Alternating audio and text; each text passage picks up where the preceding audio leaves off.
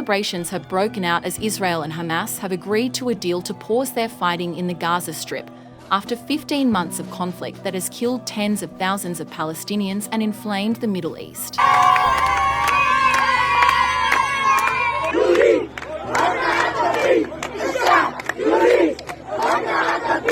It gives us great pleasure in Qatar, Egypt and the United States to announce the success of the joint mediation efforts. The two belligerents in the Gaza Strip have reached a deal on the prisoner and the hostage swap and announced a ceasefire in the hopes of reaching a permanent ceasefire between the two sides.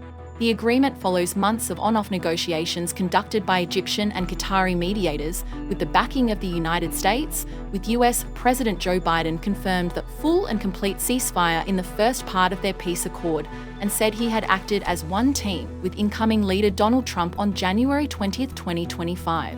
You know, those of you who have followed the negotiations can attest, the road to this deal has not been easy.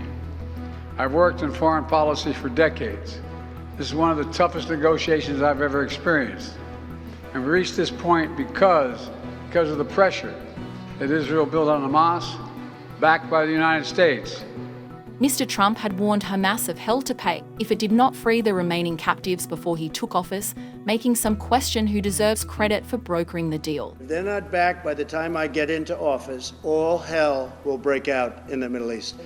And it will not be good for Hamas. And it will not be good, frankly, for anyone. All hell will break out. I don't have to say anymore, but that's what it is. History books credit for this, Mr. President, you or Trump? Is that a joke? Oh, thank you.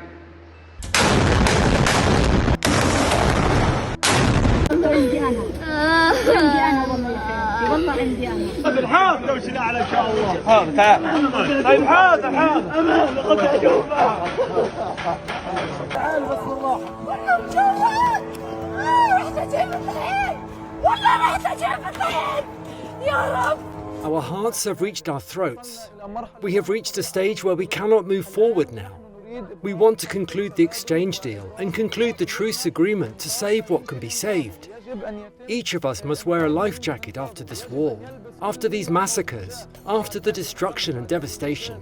Everything has been destroyed. Nothing in Gaza is fit for life. The accord reportedly outlines a 6-week initial ceasefire phase and includes the gradual withdrawal of Israeli forces from the Gaza Strip and release of hostages held by Hamas in exchange for Palestinian prisoners held by Israel. Phase 1 entails the release of 33 Israeli hostages, including all women, children, and men over 50. Negotiations on implementing the second phase will begin by the 16th day of Phase 1, and it is expected to include the release of all remaining hostages, a permanent ceasefire, and the complete withdrawal of Israeli forces from Gaza.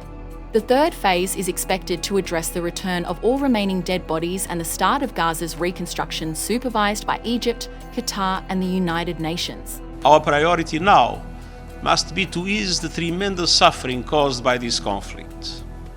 The United Nations stands ready to support the implementation of this deal and scale up the delivery of sustained humanitarian relief to the countless Palestinians who continue to suffer. I hope, God willing, that the news of the truce that we hear about, God willing, is true, and we return to our homes and our places safely, that things resolve a little and life returns to the way it was before and better. I hope that our children return to their schools and return to their old lives. Enough suffering and pain, enough. We didn't live. I mean, a year or two of our lives have been wasted for nothing.